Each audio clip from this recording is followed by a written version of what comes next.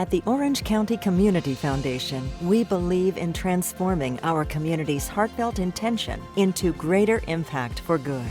By helping donors find the causes they love, we strengthen our community. We lead the way with bold solutions, combining giving strategy and community intelligence. Leveraging our generous donors and passionate partners, we amplify the power of giving. Together, we are helping to build an Orange County where all have the opportunity to thrive. OCCF is a proud underwriter of community programming and OC World. OC World is made possible by the generous contributions of the Marisla Foundation, the Keith and Judy Swain Family Foundation, Orange County Community Foundation, the University of California, Irvine, Socorro and Ernesto Vasquez Family Foundation, Crevier Family Foundation, and viewers like you. Thank you.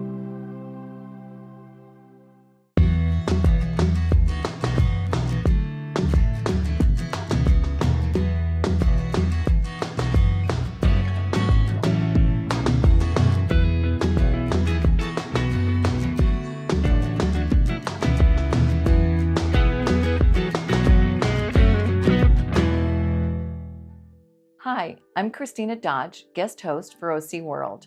Today we're joined by Quang Pham, author of the compelling new book, Underdog Nation.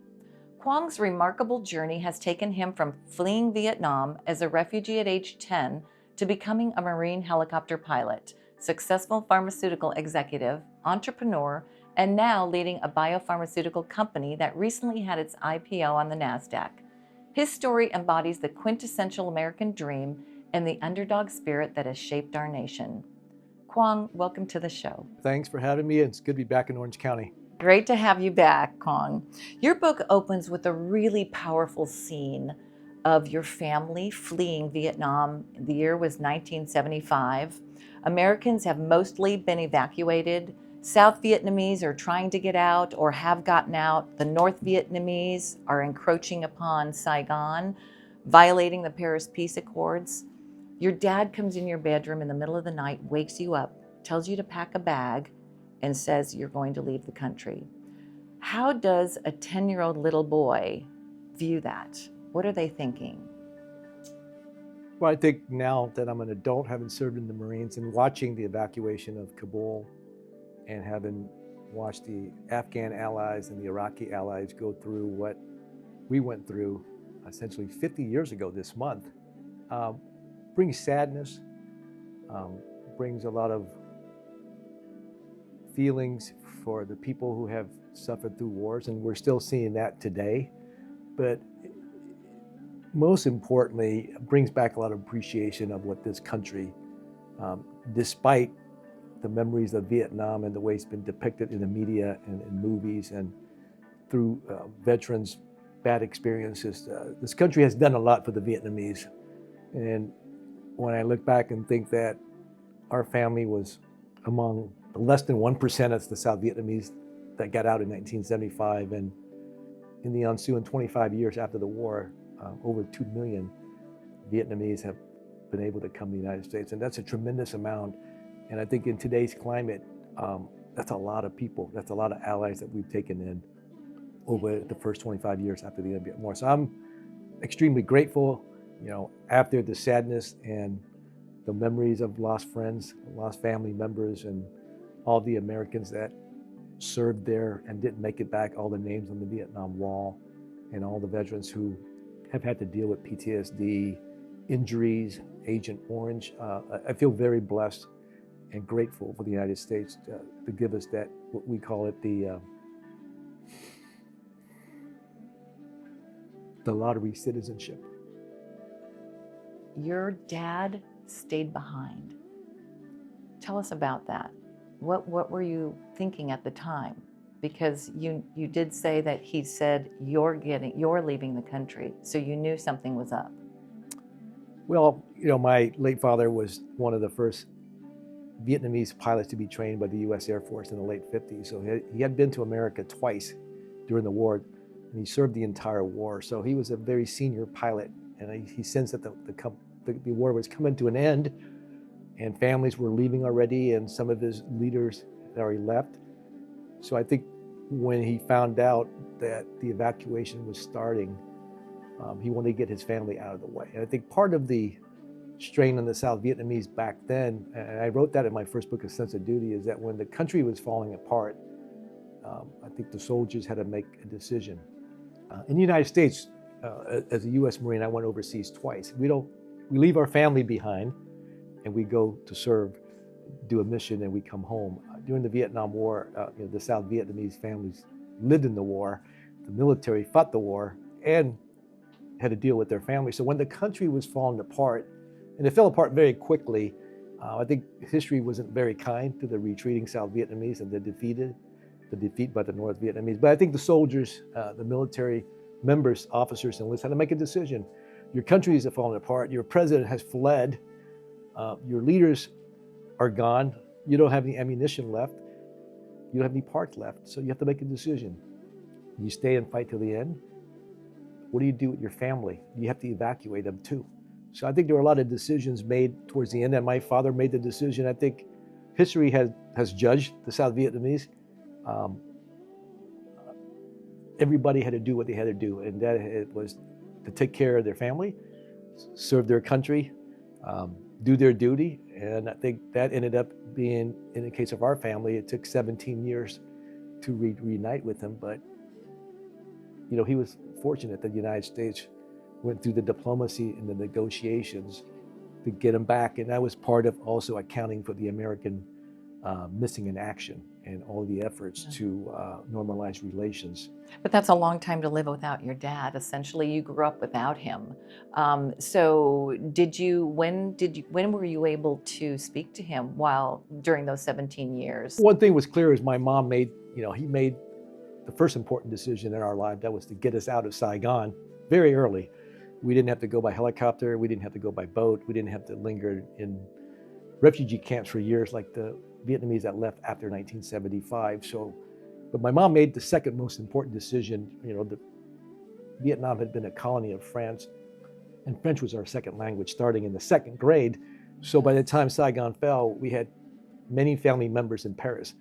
But in the refugee camps in Arkansas, she made that decision that she felt the United States would give her kids more opportunity than France, and she made the decision to stay despite not knowing the language, the culture, not knowing anyone. She was a single mom with 4 young kids in a new country, but she made that decision that would forever change our lives. Because you said you spoke French, but she still made the decision that you're going to go to a whole new country. Yes. We're completely unfamiliar, where you would have had some support in France. Totally. We had family members, aunts, uncles, many cousins in Paris. Amazing. And yet when you came to this country, it wasn't easy for you. And you talk about, in the book, some about the Vietnam syndrome, where you were called a banana by the Vietnamese people. You were yellow on the outside, but too white on the inside. And of course, you got a hard time from the Americans for not being American enough. So talk a little bit about that syndrome. Yeah, I think the phrase the Vietnam syndrome politically was when George Bush, President Bush, during the Gulf War, that the Vietnam syndrome in the big picture was the reticence and the hesitant of Americans to go back into a conflict because the way the Vietnam War ended. For some of us South Vietnamese refugees, the Vietnam syndrome was more of a refugee syndrome, the insecurity of feeling that you don't know the language, you don't know the culture, and your new American neighbors don't know why you're in their country when they thought you were the enemy in the war. And you found out that a lot of the Americans didn't know there was a North-South, an ally, the difference between friend and foe. So there was a lot of confusion. I think looking back, the 70s was a challenging time, right? Inflation, unemployment, Watergate, the oil yes, crisis, yes. Watergate. So, we made the best of what it was. And I think looking back at all the different immigrants that have come to the United States, every group faced something. And for us, I think the other side of the coin would have been like our peers that got stuck in Vietnam and living under communism and never having a chance to get an education or pursue happiness like we did. So my mom made a strong statement. She said, your father got you to America. If you don't make it, he'd be very disappointed. And that was enough for my sisters and I. A very smart woman. She was so supportive. And then they were back together, but after 17 years, right? Yes. Your parents got back together. And then when you went to the Vietnam Memorial, that was a cathartic moment for you. That sort of shifted how you viewed yourself in this new country with this dual identity. Yeah, so when I decided to go to Marine Corps Officer Candidate School, it was the summer of 1986. It was around the time that Hollywood put out a lot of movies about the Vietnam War, like Apocalypse Now, Platoon, Full Metal Jacket. So there was a whole pop culture about the Vietnam War, and their perception and portrayal of the South Vietnamese military were not very, should I say, honorable. So there I was, a college student at UCLA going to officer candidate school, and it was a rough summer. It was very challenging, more psychological than physical, but I had passed it, and my intention was not to join the Marines, just to go back to college and get a regular business job like most of my friends. But the week before graduation, I went to the Vietnam Wall because my best friend from officer candidate school was Mark Henderson, whose father was a Vietnam vet. And I think, the hour I spent at the Vietnam Wall, first of all, I stood there looking at this wall with 58,000 American names, and I didn't know one person on that wall. I think secondly, I thought of all the families, whether they supported the war or not support the war, all the families that lost fathers, husbands, uncles. And then there were women that fell during the Vietnam Wall, that they never came back. And here we are, we were civilians, we were survivors of the war. We got brought to the United States, we got an education, we got a citizenship, and I have a chance to serve my country. But at the wall, it cemented my decision to join the Marine Corps after I graduated from college. Wow. So you did that. You lived in California at the time.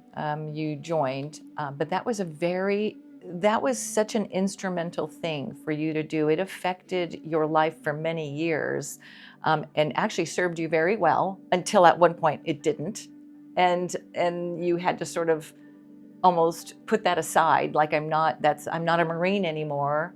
I have to move on from that stage of my life. But during that period of time that it worked so well for you, it worked incredibly. It served you. Once a Marine, always a Marine. I just tell my friends, I'm just a Marine that no longer gets paid. Semper Fidelis. Yes. The world is very small. I don't look at things as coincidence or destiny. Okay, there's no such thing as coincidence. I ended up in Orange County. I ended up serving as a Marine because it was destiny. 15 years after I got to America, I was assigned as a helicopter pilot at the old Air Station Tustin. And when the Marine Corps ordered me to Tustin, I became aware of Westminster and Little Saigon. Wow. But did you, part of your decision to go into it, wasn't that sort of fueled by your father's? Yes, it was, career? Initially my desire to serve as a Marine was one, that's what I wanted to do as a kid. Because I grew up around aviation. My father was a military pilot, and never in a million years did I think when I got to America in 1975 that the Marines in this country would trust me, as an officer, and to fly young Marines, off the amphibious ship at night into places like the Persian Gulf, Somalia, Indian Ocean, and it was a tremendous experience and opportunity that really changed my life, the people I met. But I think the ability to adapt, to challenging situation and be part of a team. Because when I left Vietnam, I had nothing. We had nothing. We lost our country, we lost our culture, we lost our family, we lost our father, our identity. But in America, we reestablished everything. But another thing that my mother did, we kept our names. So nobody could ever say, we totally abandoned our path. We preserved everything. It was. You deliberately did not anglicize your name because you wanted to keep that connection. You didn't have a country anymore, but that would keep you connected to your. And I don't think she thought anything about it. It was the game that My father and her gave us, and we kept it. And I think in this country, there are names from every background. Well, right now it's in vogue to have an interesting name, and you've got one of the more interesting ones, I will say. It's fantastic. So you didn't have the confidence in yourself. I think you got that down the road a ways, but so you do talk about the emotional barriers, and that's very important. You talk about that in the book, and it's very important to deal with those emotional barriers so they don't hold you back, but instead you can use them to propel yourself. Yeah, I've learned along the way, we all have emotional barriers, whether we admit it or not. Yes, right? Whether that's a relationship, a formerly family member, a parent that you don't talk to anymore. And for me, the emotional barrier was I American enough? Okay, would they ever accept me enough? Okay, once I served in the Marine, that all went away. Right, but so that's interesting. Yeah. It's such a good thing, though, because don't you think that you were always trying to prove something, and as a result of that, you so far exceeded probably even your own expectations, certainly most everybody else's. Yeah, and I think the other hang-up was that even though I served, even though I read books, I didn't really know what happened with my father. And for years after he came to the United States, I never asked him the questions. Why didn't you leave with us? Do you think that you had some piece of you that felt abandoned by him? There was always the unknown, right? Because how do you make a decision to leave your post when your country's falling apart and the leadership's gone and your family is dependent on you? How did you make the decision to not come with us? You left mom by herself to go to America with 4 kids. And you could get mired in feeling like a victim like that, and being angry with him, or you could say, you don't know what was in his mind and how he thought he might be reunited. And the thing about me from moving to Orange County was the heavy Vietnamese American population in Little Saigon, because through those years that I served in the Marines, I became reconnected to people I knew in Vietnam. That we're all adults in America. The people that my father served with, some of them had gone to prison and came out earlier, and some of them left with their family in 1975, a full circle. People like the former vice president of South Vietnam, the general he served with that was on the cover of Time magazine for shooting a Viet Cong. So all of these personalities came back into my life. So I would hear about the Vietnam War from their perspective. Then I would go back to my base at El Toro, where I was the general's aide, and my general was a Vietnam vet, and I would hear how they saw the war. So it was a period of my life that the dots started connecting. Wow, sure, they sure did. Mm-hmm. I think so, and I think Orange County, in a way, there was no better place for me to land, to be in the Marines in the 90s, to be near where I grew up in Oxnard, where I graduated from college at UCLA, and near the Vietnamese American community. It was a great place of learning for me in the 90s, and when I got out of the Marines, it was a great place to start. A pharmaceutical marketing company at the dawn of the internet era. Yes. And even today, it's such a vibrant place, just beyond anything that I'd imagined when I got here in 1990 as a young Marine lieutenant, just learning how to fly the helicopter over at the Tustin base. Right. Now, before we get into talking about the pharmaceutical, your foray into that, which could be a whole session by itself, I want to read a little excerpt from your book, Underdog Nation, because sports played a really big role in life for you, just like the Marines did. Mm-hmm. Then sports kind of took over. You became really proficient at a lot of different sports. So here's just a little paragraph from your book. My first sense of being a loser happened at my first Little League baseball game. Right away, I felt just how much of an outsider I was. One of the coaches asked me for my name, but after he failed to understand it several times, he gave up and said, "Whatever, I'll just call you Sam." Then he stuck me out in right field because, as I learned later, that's where you put a kid with no talent.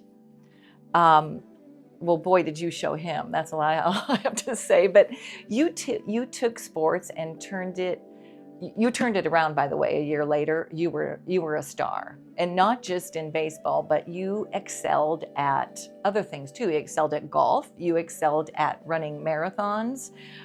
There's everything that I know that you have done. You've gone beyond, above and beyond. Yes, sports is such a big American fabric. You know, sports Yes. is wonderful, and for me, it was the first time I felt like I was part of a team, my little league baseball team. You know, it was a year and a half after I got to America. I finally made friends, and it was challenging because they don't play baseball in Vietnam. They played baseball in other Asian countries back then and now. Right. But if you think that in 1976, when I couldn't get a hit, to today, when I just went to a baseball game at our beloved world champion Dodgers, there, you know, the MVP is Shohei Ohtani. There Right. are tons of Asians Yes. playing Major League Baseball, so there's great progress. But back then, what I learned was that if you were good, you got picked. And what you did on the field mattered. It wasn't the color. And that's what I learned in the Marines, was that the Marines didn't really care where you came from, if you were black, brown, white, or if you're a Vietnamese guy. Can you fly a helicopter into the right zone safely at the right time? And that was our simple mission that one of my best commanding officers ever told us. He said, everything else is fluff. Yeah. Don't watch CNN, okay? Right. Don't go put on your dress blues, you know, to go to the Marine Corps ball. Your mission is in zone, on time, and it was simplified. And I learned that the effort that I put into sports and later as a Marine produced the results. And that was the way the kids got picked. And that's the way the Marines saw us. It was not the color. It was, can you do your job effectively at the right time? Yeah, and you talk about that in the book. You talk about that no one adapts in a comfortable environment. Like you have to, in other words, you have to go some pain. You have to go through some pain in order to get gain. And you got comfortable with that. That was sort of your mantra through life. You're going to be uncomfortable. You're going to go into the discomfort, into that zone, and out of it, you know, you're going to smell like a flower. Well, I think being able to adapt early in my life and sports really helped. That Little League baseball and later high school basketball and later in the Marines really, you know, that was one of the key for me to integrate, you know, instead of being isolated to the culture and the team, was to be able to adapt. I think the second part when I left the Marines was people asked me if I was scared. And I said, yeah, I was scared. You scared, do you mean once you got out? No, scared of flying missions, scared of not doing things right. But I was fearless. There's a difference. People get scared, yes, but they don't get fearful. Because if you're fearful, you don't even take the first step. You don't even step up to the plate. You don't even get in the cockpit. You can be scared, but you can still function and excel if you have the right effort and get the right results. It's the ER in underdog is right in the middle of the word underdog. That's effort right. and result. Yes. So I think being able to adapt, being fearless, but not reckless. I think the last part is the resilience. And I saw that in the kids I grew up with. Some of them didn't have money. Some of them didn't speak English like I did. And the resilience in some of the kids and the way they overcame that from the other ethnic minorities. And I knew there were other groups in the United States. We weren't the only, you know, underdogs. There have been African Americans, Mexican Americans, other Asian Americans. They all went through the same thing. Right. The only difference is they didn't come from a war that America did not win out. I never said America lost in Vietnam. America just didn't win. Correct, yeah. We lost the war. The South Vietnamese lost the war. Yes. So your first pitch competition, you won sort of against all odds. Again, like an underdog. And you won really a big amount. That sort of started this trajectory for you in the pharmaceutical or biopharmaceutical arena. So tell us just real briefly how you won that pitch competition and what that led to. And then we'll talk about some of your failures too, because you don't hide from those. You also use those as a learning step. So after I got in the Marines, I joined the biotech industry after a few years in big pharma. And I was at Genentech in the late 90s, and they were paying for my executive MBA at the great school, UC Irvine. And it was the dawn of the internet era. .com companies were being formed, and then a couple of my co-founders were very skeptical at this pitch contest, billed as the world's largest internet financing competition ever. It was a global. And they said, "You're wasting your time. You'd be lucky to get 50,000. And so our attorneys, I won't say who, has said, "You'd be lucky if you get 500,000. And I said, "We're going to enter and we're going to win." And Wow. even my team had a lot of skepticism. That was part of being able to adapt, because I knew what they were looking for. They were looking for a company that they could really get behind and get a lot of publicity. But And it's that was- not just adapting. Like, you just had this, you had that drive, that sort of, some people call it an immigrant drive, an underdog drive, whatever it is, you had that drive. You weren't going to take no for an answer. No, but there's stories like that in Orange County. Look at all the companies here. Broadcom, Yeah, of Edwards course. Life Science, Yeah. Allergan. So I knew about all those companies, and all of them had started by a founder or a founding team, and they all faced challenges with financing at the Sure. beginning. It just happened that during the internet, the .com era, financing was available more than they even now for pre-revenue early startups. And so we ended up entering, and as part of the UCI, we were definitely the Cinderella. If you want to talk about the March Madness comparison, the whole tournament was surrounded by that. Ended up beating all the top schools from around the world and the United States, and the prize was $5 million. And Wow. I went from writing a business plan to 90 days later, and this is 25 years ago. It's hard to raise $5 million now for a pre-revenue company. I think people watch the Shark Tank, and you can see Yes. them getting 50,000 or Small, yeah. 100,000 and small. This is 25 years ago, and Wow. I think Orange County was the perfect place. Thank you so much for sharing your inspiring story with us today. I just want to remind people that your latest book is Underdog Nation, and they can purchase it on Amazon. And it's a great read. It's just fantastic. I read it from cover to cover. So thank you, Quang, for sharing this journey with us today. I'm Christina Dodge for OC World. Thank you.